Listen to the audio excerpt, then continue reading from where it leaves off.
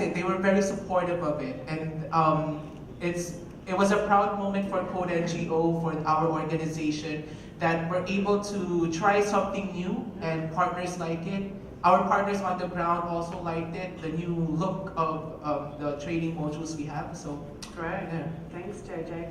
In my experience, partnerships are very often this fertile ground for trying something new, exactly what you've just said. Because if you didn't need to try something new, you just keep doing your thing, right? And you don't need others to do it. But it's when you come together that it's that chance actually to try something new with a new blend of resources and expertise and so on. So that's great.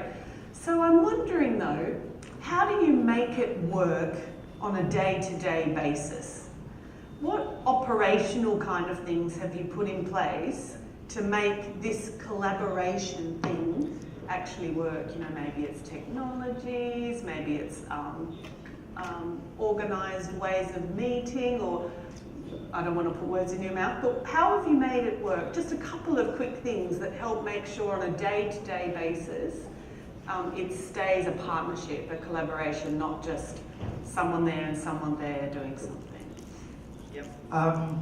Again, going back to the pilot experience, we have at least 3 levels of project governance structure. We have one that is that was global, involving Unilever Global, Unilever Philippines, HLA Philippines, HLA the Global Academy Office, and Save the Children. And this meets virtually on a monthly basis to look at how the project is progressing and deal with issues that may have arisen as a result of the in the course of implementation. The second level of project management structure is at the center level, the academy center level, where we have a steering committee between us and the partners. This also meets at least regularly, mainly to deal with strategic issues and of course operational issues that needs to be addressed immediately at that level. And of course we have that project implementation team, something like that, to make sure that the deliverables committed under the project are delivered as planned. In general, the pattern has been that for every partnership that we are able to establish, we create at least a steering committee structure between us and each of the partners. So I think this is a good way to formally deal with whatever issues or concerns that may arise out of the partnership. Of course, we formalize all our partnerships in the form of collaboration agreement that defines exactly what the terms of the partnership will be. And then we review those terms every now and then just to make sure that we are not missing anything. And when there are issues that crop up, we go back to the provisions of the agreement to see who is doing it right or who is doing it wrong. So we can immediately address issues by doing that. Thank you. I'm sure there's many other layers to operations which we could unpack, but I might move us on. For those of you who are going to come to some of the sessions today or tomorrow around partnering, PBA offers, from 20 plus years of experience, 5 key principles that underpin successful working in partnerships. And I know that through HLA, at least 3 of those are quite overtly embedded into your partnerships. And the ones in particular I think you work on are equity, mutual benefit, and then transparency or openness. And I'm just wondering if maybe from 1 or 2 of you, you might just share how any one of those is actually lived out in your partnership. Any one principle, or just like in a really practical sense, how do you live that out with behaviours? I think we find unity in purpose, the goal. We share common goal, and there's trust because you know, in cooperation, and as you said, the mutual benefit. That there's a value added in partnership by sharing together, because there's a lot of potential in building the community of learning. In the co-op movement and in HLA, because you know cooperative, there's so much potential. It's a global movement also, Yeah. so we can share that experience. And I think it's very important, the transparency. We do things together. We have collaboration agreements, and we participate in different venues like forum, dialogues, and all that. So it's really collaboration. Thank you, Ms. Adis. I think you can hear that right from the start there was a great deal of alignment of interest in these three relationships with HLA. So that right from the start was a strong underpinning for mutual benefit to be realised, right? But in any successful partnership, making sure that there's a really deep understanding of why each party's in the partnership, so that they still retain a strong interest in it being successful. Is a great factor in success. Do either of you have a comment maybe about the equity principle? Yeah, Anything to say? Yeah, it's more on the accountability. In the first part, the government, it's the responsibility of the government to ensure that the services again, and at the same time our responsibility to serve the people, especially the most vulnerable sectors are given such service. To me, it's giving a kind of the right to have the access in terms of emergency and disaster, where the people themselves, even the small business group, can have their power, their influence. At the same time, it's a show of continuing service, to the people. At the same time, the government, on our part, will also provide such provision so that this group can also coexist with the government serving the people. Lovely. Thanks, Bolts. So that all sounds pretty good, doesn't it? But I think it's time to get into the juicy bits.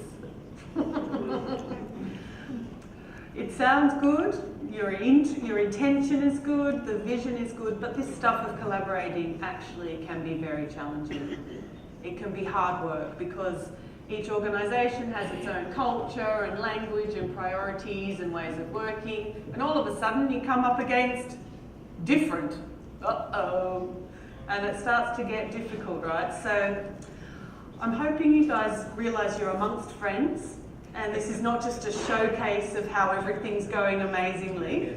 I think it's just as helpful for the room to understand that we all come across challenges, and sometimes even the smallest things can just, I don't know, cause a bit of misunderstanding and a bit of frustration, which can stop creativity and open communication and actually everything that's needed for collaboration. So, tell me, what are some of the challenges you've faced, even so far where it's quite new? What are some of the challenges you've faced in forming and starting to work together as partners? First, internally, when we talk about disaster risk management, it's provincial disaster risk management office. They always have their fingers pointing us. The first strategy is we ensure that the human resource department of the Cebu provincial government is engaged. To me, that's integration. To me, that's mainstreaming of DRR to the human resource department. It's very challenging, where people, it's new, I'm more on the human resource. But that's disaster risk reductions, that service, that's business continuity. So that's the challenge. Another one for our partner, it's more on the distance. Imperial Manila. We are very far, and but there are ways how we can address that, by communicating. We have a kind of very close relationship with these guys here.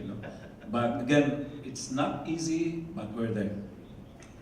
Working remotely, is that something many of you are familiar with? Even within our own organisations, right? We're quite often, very remote from each other, even though we don't call ourselves remote working, which sometimes only means at home, but actually we're often separated by distance. And when you've got, how many islands again? 7,000 islands that make up the Philippines. Nearly everyone has some body of water in between them. Just as a little plug, I'll put up a slide later about where you can find some more information, but the Partnership Brokers Association have been doing some research with a set of partners, including with HLA actually, I think, looking into what is distinctive about partnering remotely as opposed to when you can be face-to-face in the room. And there's quite a lot of material coming out to support the distinctive and actually very productive partnerships that are remote. And I think you guys have been looking into some of that. Any other challenges you want to quickly share? JJ's got one. Yeah. Well, first, also distance. Even though we are from Manila, they are in another province. But the time to travel to get to their office would equate to the same time I would use to get to here in Malaysia. So that's how hard. But yes, we use Facebook. Actually, that's what we liked about HLA. They're very they're very tech savvy. So they have a young roster of staff that we were able to use tech with to collaborate more. But yeah, another challenge we did face is in this service continuity planning. It actually delayed the project in looking for a suitable partner that would help us develop the service continuity plan workshop for CSOs. You see, the challenge there is the unique setup we have for civil society organization. It's not as professionalized as most organizations. Sometimes you would see an organization with less than 5 staff members. That's a reality. Staff members are changing, attrition rate is high with staffing, and most are just project-based. So I was very happy that HLA was concerned with that as well. And it took a big chunk of our time in the project to find a suitable partner, and we found the partner, the UPISSI, to develop our workshop that would be tailor-fit for civil society organizations that operate in the Philippines. So, there. Thank you for that. So you can see we've got 4 partners here, but even behind them, there are more. And I know that HLA in particular are continuing to have discussions with other partners to expand in other directions. So this is also a factor in partnerships, that they're never completely locked down like a project is. There's always the potential to be growing in your vision and finding another aligned partner that helps you to expand, that brings in some different geography or resource or expertise or something. And certainly this is a wonderful example of that. Now, panel, I'm concerned that we want to engage some questions from the floor in a minute, but I just want to put one more question to you, and it's about mindsets for collaborating.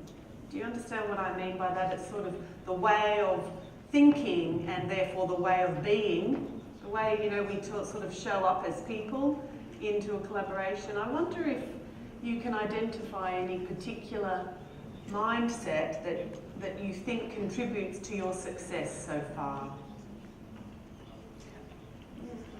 Yeah, I'd just like to share on that matter, mindset. I think a good mindset that HLA came into the project is that they're very open to collaboration, whoever they might be collaborating with. In our organization, I'm one of the youngest, and what I like about HLA is, even though I am young, I am not even experienced that much in DRR. They were open to playing on our strength as an organization, playing on my strength as a professional, so that we were able to collaborate more effectively. And that was, I think, a good mindset that HLA came in. There was no discrimination in age, no discrimination in experience, but they just kept looking for good things that we can build upon. Great. Another way of living out openness, right? Which isn't just about sharing, but it's open-mindedness, right? Lovely, JJ, thank you. Mercedes or Well, do you have something about mindset? Something about mindset. Why was it easy for us to blend with or partner with HMA? Because it's the principles there are matching the principles, philosophy of cooperatives. Cooperatives are people, and they are built or organized precisely for the reason for being are the numbers, other communities. And what I find there is it's humanitarian. So humanitarian in a big, broad aspect, and it has to do something that cooperatives has to realize that they're doing humanitarian action, in whatever size or scope they do. But this has to be, talking of mindset, we have to broaden their perspective of that is the role that they are playing, putting in humanitarian action. And they have to have tools and then the framework that like this, so that they can improve and be better in providing the services.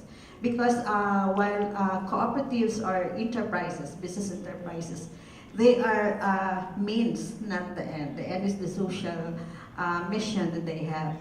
So if we expand their horizon, and it's easy to blend the philosophy, the values, principles of cooperatives in that bigger frame or concept of humanitarian action. So I think that's but it's a challenge. Even in our frontliners, we have about 300 plus there, and our partnership is start with training them on the training of trainers, because they are the one providing technical assistance to cooperatives.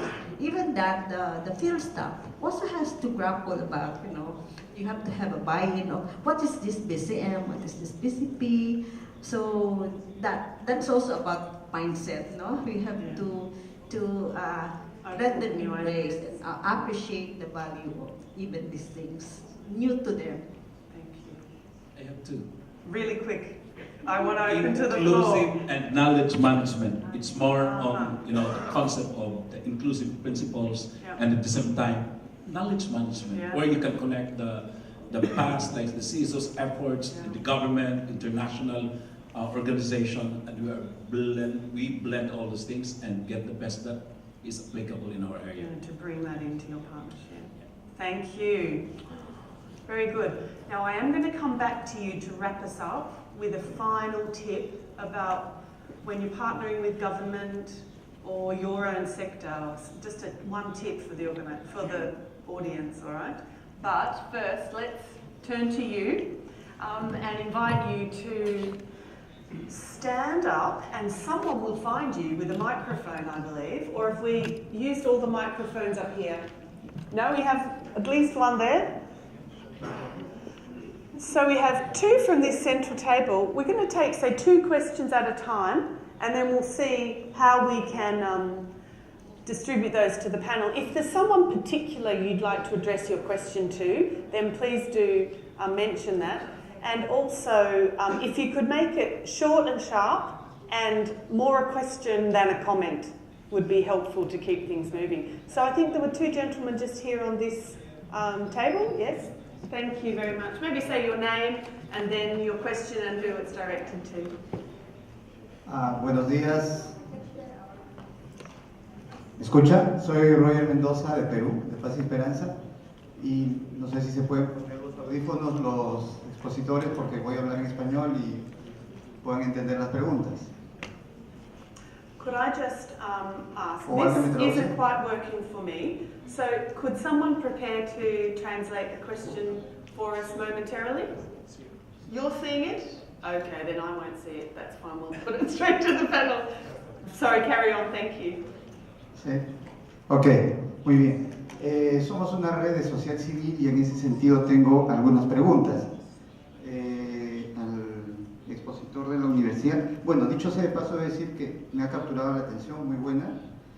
Y se mencionó al inicio sobre el trabajo de la universidad. Me parece muy interesante esta sinergia que se hace con la academia, el gobierno, las pymes.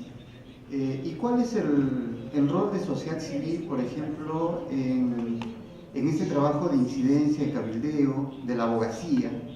Y en esa medida también, ¿cuál es el enfoque de género que participa? ¿Cuál es el enfoque de género en esta acción de abogacía, ¿no?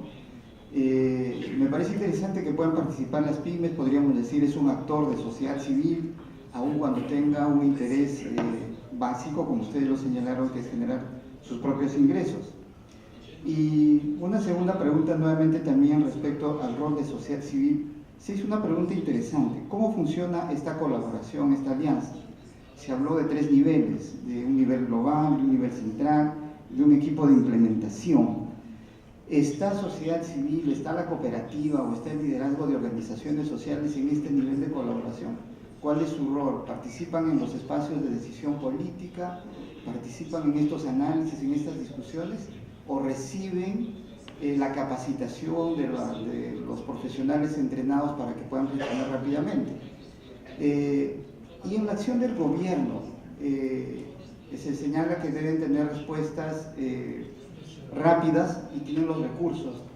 ¿Han logrado trabajar la resiliencia en los gobiernos subnacionales y en el gobierno de Filipinas?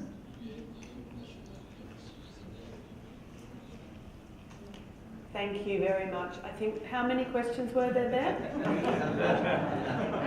5 or 6 or something? Who would like to answer that? And quite quickly, yeah? On the, you mentioned about gender equality. Yes, that's the 5th goal of the SDG.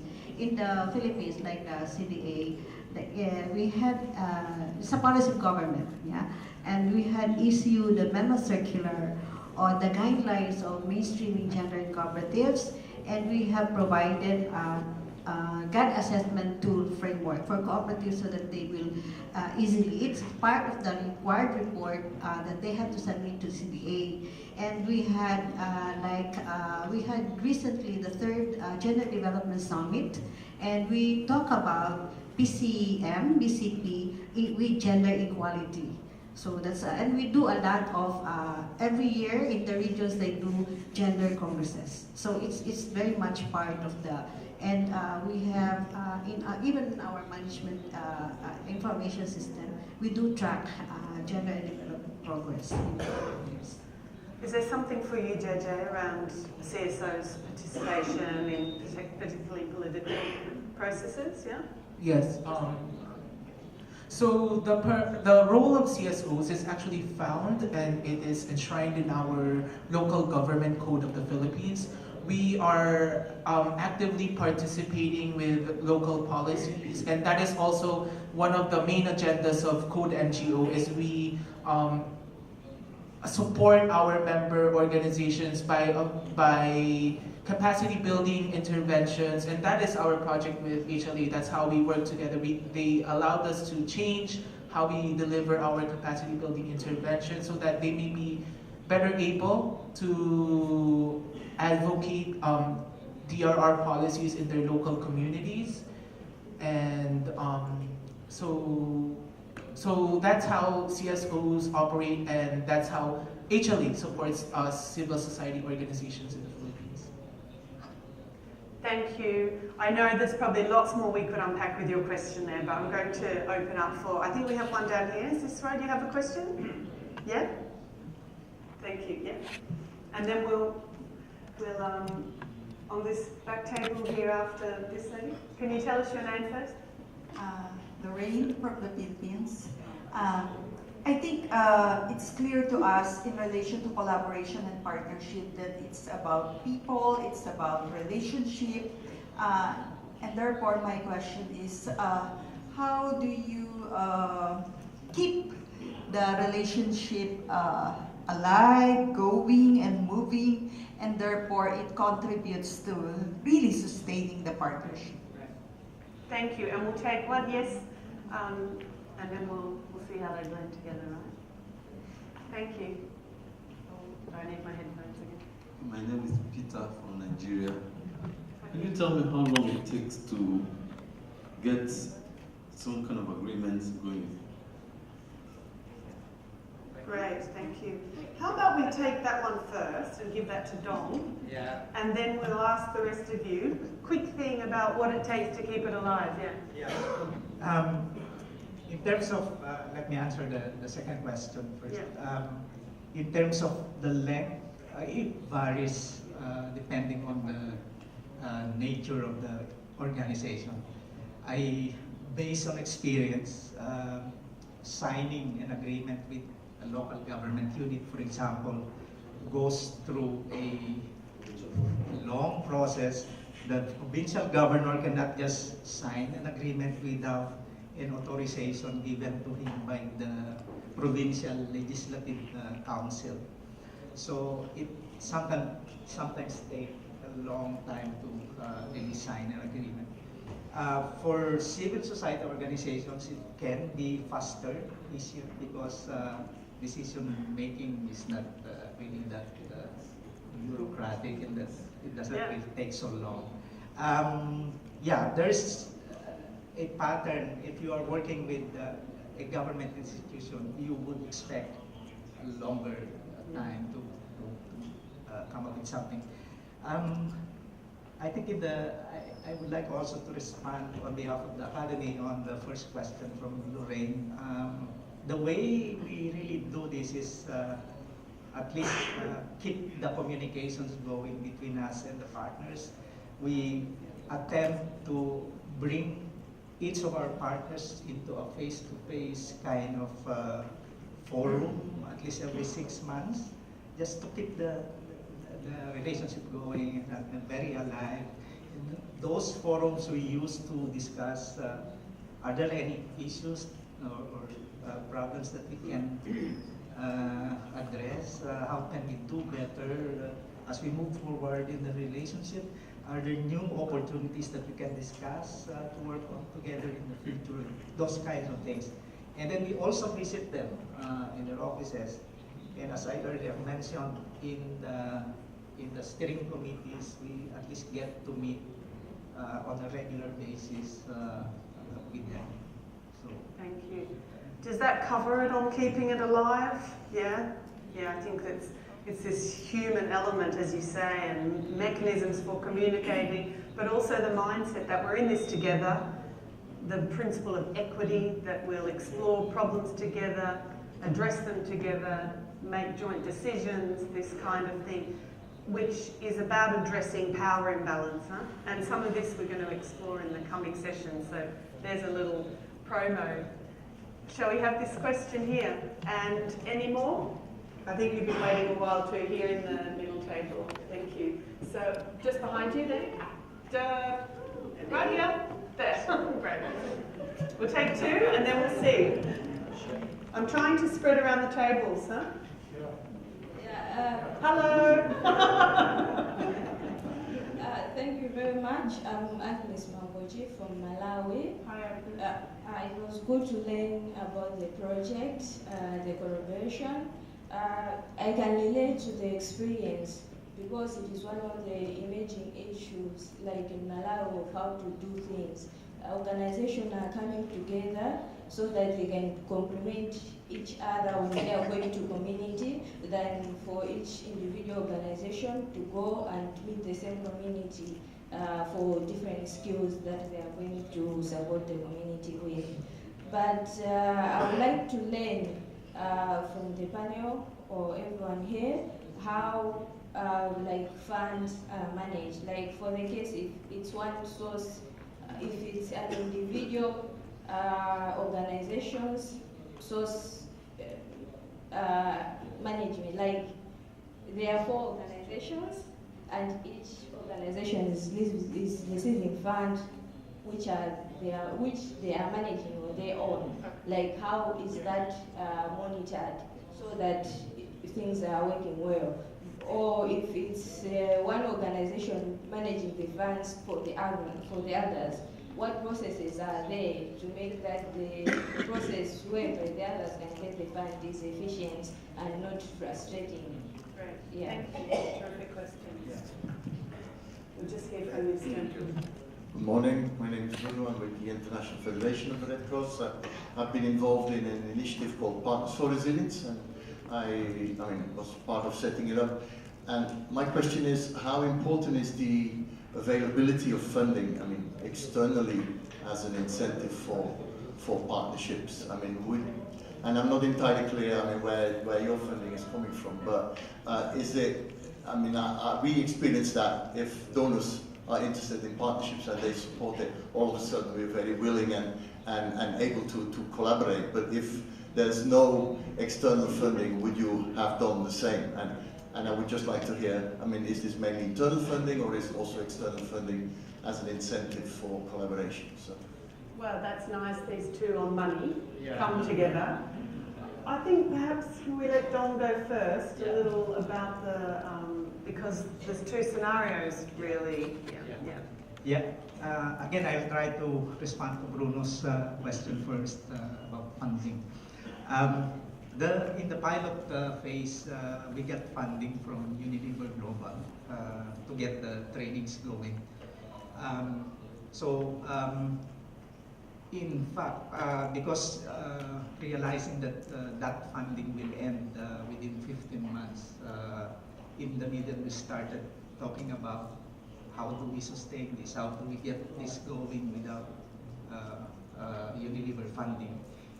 It would be good if Unilever would decide to continue funding it, but what if not? So that led us to bring in, as I mentioned earlier, local government units, because we know they have resources.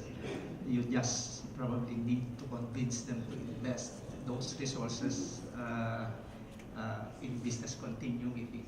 So it worked initially in Cebu. That's why succeeding trainings in Cebu for MSMEs will be funded by the provincial government of Cebu. It's a different story in our relationship, for example, with the Cooperative Development Authority. We have allocated some funding from the Humanitarian Leadership Academy to train trainers from within the Cooperative Development Authority, with the expectation that those trainers will be the ones training the end users and the cooperatives in the respective areas. But that doesn't mean that we are funding the whole thing, because the Cooperative Development Authority also committed their own resources to bring into the partnership. So it's a shared investment in that sense. For Code NGO, we have provided some grants to develop, further develop their DRRM modules, and eventually converting them into e-learning so that we can put them online and anyone can access them. But also the Code NGO is trying to provide their own expertise, their own content, because they already have training content before we even came in. So that's what they're contributing, and I think it's working. In the first question about fund management, again, we do it differently depending on the nature of the engagement. Again, going back to each of the four partners here, for the province of Cebu, we do not really download money to the province because, as I've said, they are providing most of the money for the engagement. So we bring in technical expertise, we bring in the innovation that we can bring to their programs. We try to talk